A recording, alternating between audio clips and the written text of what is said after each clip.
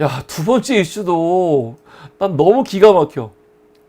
이번에 소폭 개각을 하는데, 지금 노동부 장관 후보로 김문수를 윤석열이 지명을 했습니다. 김문수. 와, 권익위 부위원이었던 김태규를 굳이 방통위 위원장으로 앉히는 것도 너무 기가 막히잖아요. 사람이 그렇게 없냐. 근데 어떻게 노동부 장관을 또 김문수를 앉힙니까? 야, 진짜 너무한 것 같아, 진짜. 너무한 것 같아, 이거는. 제가 오늘 제목을 나쁜 놈들 정성시대라고 하는 이유가, 이게 정상적인 보수 정부라면요, 도저히 앉힐 수 없는 사람들을 앉히고 있는 거야. 이게 정상적인 정부라면요, 정상적인 여당이라면 김장겸 같은 새끼를 지금 비례로 데려올 수 없는 거죠.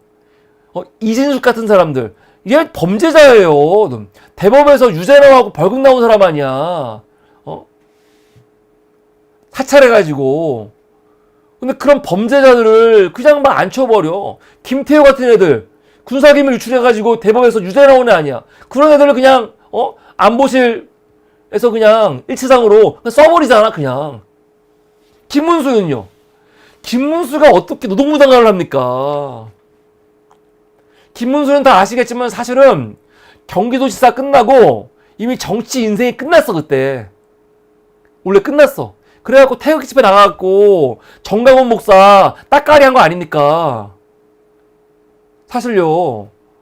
김문수가 이렇게 화려하게 부활할 줄 누가 알았어? 윤석열 부활시켜 준 거예요. 이게 말이 됩니까?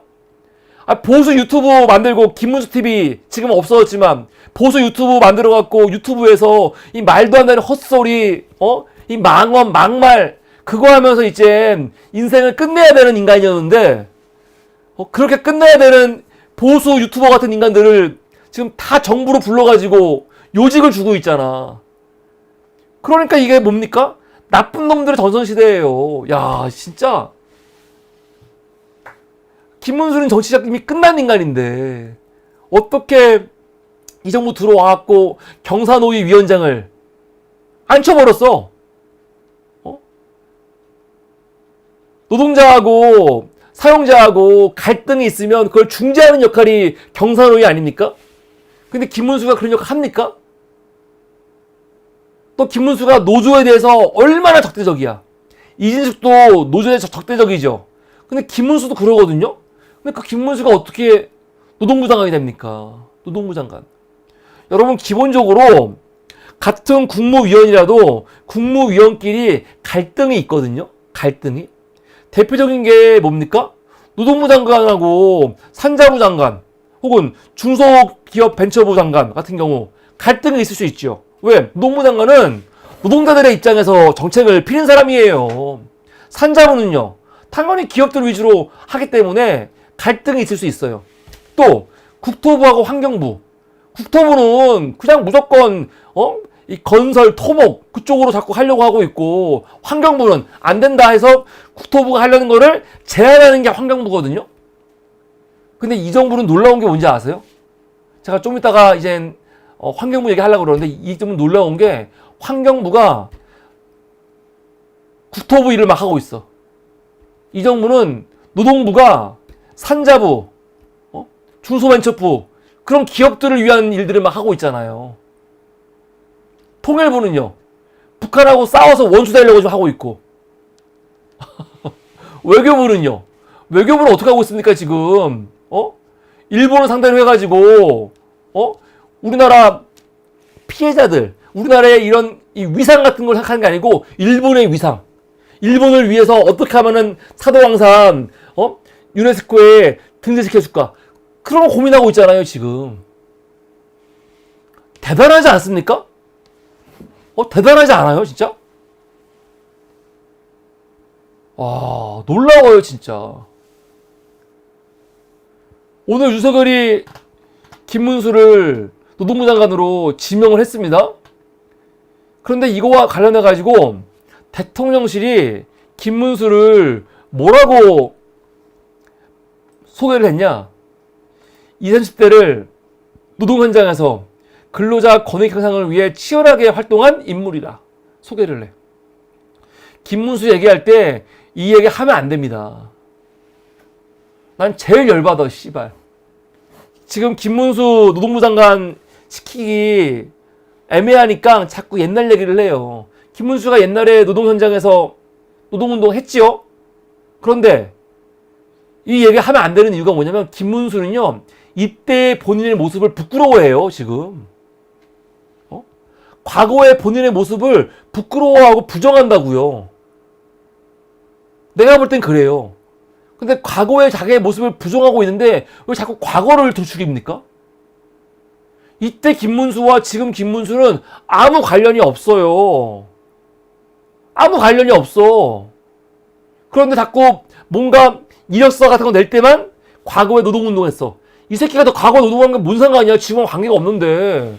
지금의 본인과 과거의 김문수하고는요, 영속성이 없어요.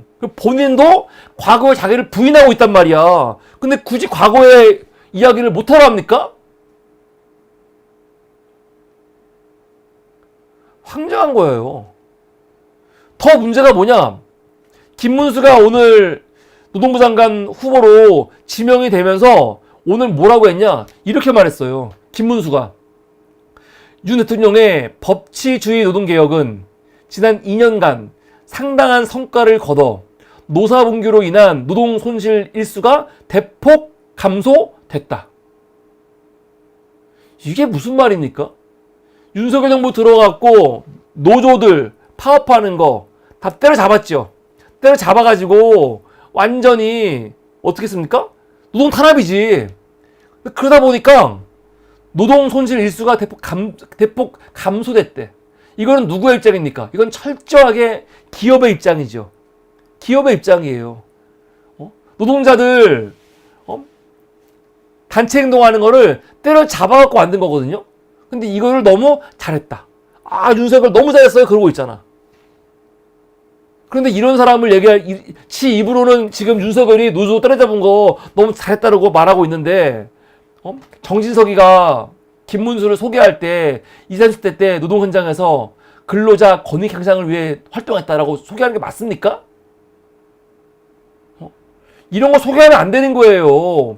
이 새끼는 지금 윤석열이 노동자들 권익 향상을 위한 노조 때려잡는 거에 대해서 박치는 새끼인데 어떻게 이런 얘기를 하냐고. 김문수 이미 경사노위 위원장 할 때도 언급이 됐지만 김문수가 김문수 TV 지금은 없어졌습니다. 본인이 없앴어. 근데 김문수 TV에서 얼마나 말도 안 되는 정말 막말 같은 개소리를 많이 했습니까? 그때 어떤 얘기 했어요? 불법 파업 하면은 손배소로 죽여야 된다 그런 말 했거든요. 죽인다는 게 다른 게 아니고 그게 특효약이다. 노동자들이 파업을 했는데 이것 때문에 기업이 뭡니까? 손해배상 청구하죠. 돈으로 죽이는 거야. 돈으로. 이것 때문에 많은 노동자들이 자살했어요. 실제로 이렇게 손배 폭탄 터트리면요, 이게 많이 위축이 되죠. 그래서 이런 거 못하게 하려고 노란봉투법 발의하는 거거든요. 근데 김문수는 뭐라고 합니까? 본인이 20, 30대 때 노동자들을 위해서 활동한 경험이 있잖아. 이게 있으니까 이게 얼마나 무서운지 잘 알고 있는 거예요. 그래갖고 뭐라고 합니까? 정부한테 불법 파업하면은 손배 청구해가지고 폭탄 던져버려! 이렇게 말하는 새끼예요. 그러면 이런 생각이 변했을까요, 지금? 김문수가? 변하긴 뭘 변합니까? 정말 기가 막힌 거. 경사노위 위원장 됐어. 위원장 신문으로 2023년 3월 달에 광주 글로벌 모터스를 방문했대요.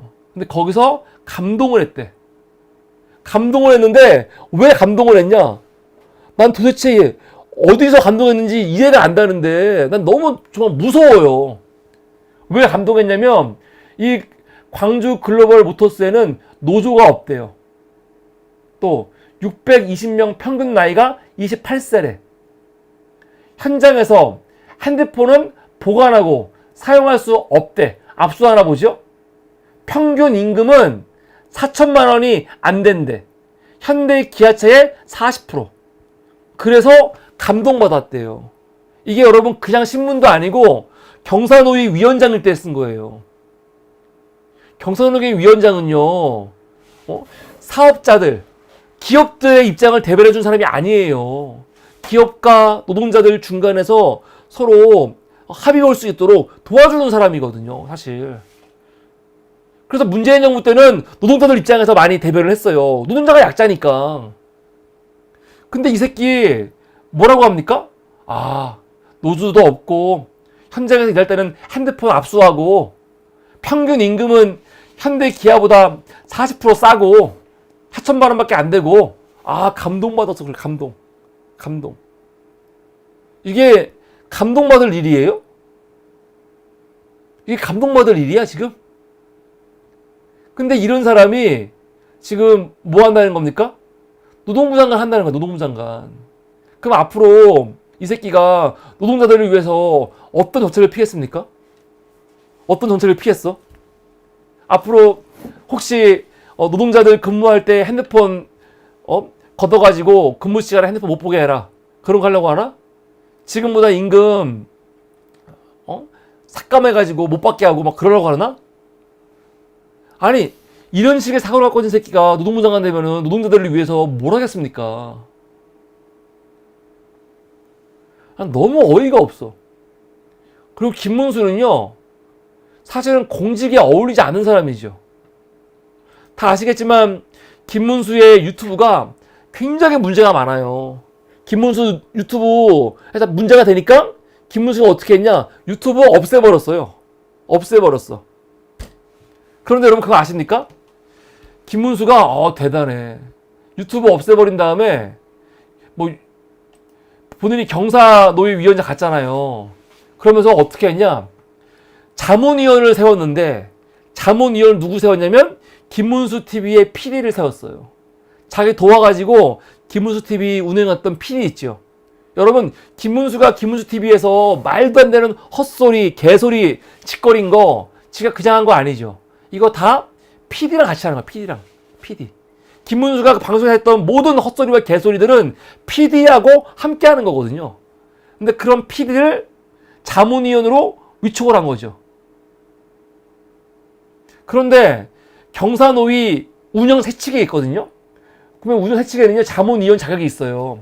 학계, 언론계, 노사 및 시민단체, 법조계, 종교계 인사라고 돼 있거든요. 그럼 거기에 이 김문수 TV PD는 포함이 안 돼. 포함이 안 되는데 김문수는 뭐라고 하냐? 이 사람 지역 살리기 시민운동도 한 적이 있어.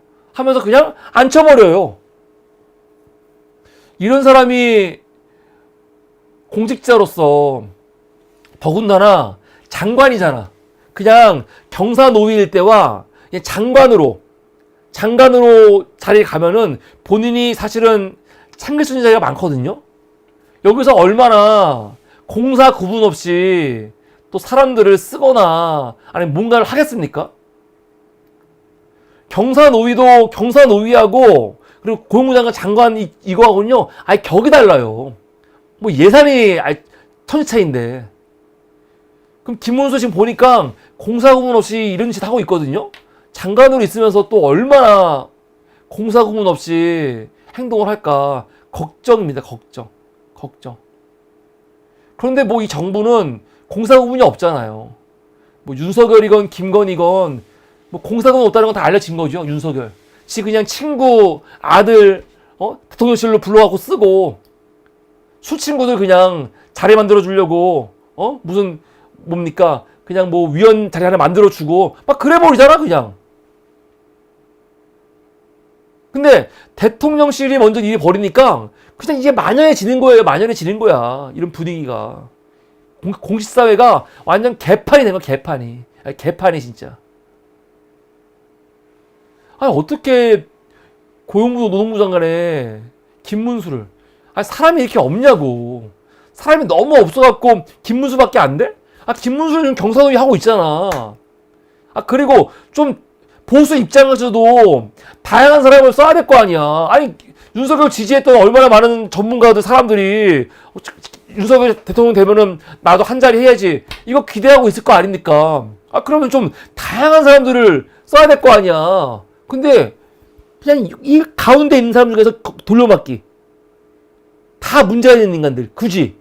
야, 이러니까 나라 꼴이 정상이 안 되는 거죠. 윤석열 지 머릿속에 지가 알고 있는 지인들 몇 명 가지고 지금 국정 운영하려고 하니까 나라 꼴이 제대로 돌아가겠습니까? 아, 진짜 나쁜 놈들. 정말 무능한 놈들. 그 놈들의 정말 전성시대가 돌아온 거예요. 우리 같은 사람들은 윤석열 때문에 스트레스 받고 분노하고 막 돌아버릴 것 같지만, 아, 이미 뭐 자기 인생, 자기 정치 인생은 이제 끝났다고 여겼던 사람들은 얼마나 좋아. 윤석열이 날 불렀어. 너무 좋지. 윤석열 지가 옛날에 상관으로 웃었던 김홍일 같은 새끼들, 그런 새끼들이 감히 무슨 권익위원장이라든가 방통위원장 같은 거 할 생각 했었겠어요? 근데 윤석열 때문에 그래도 몇 개월 한 거예요. 권익위원장, 방통위원장 해 먹는 거야. 얼마나 좋아. 후배 검사들 다 한 자리씩 주고 지들끼리.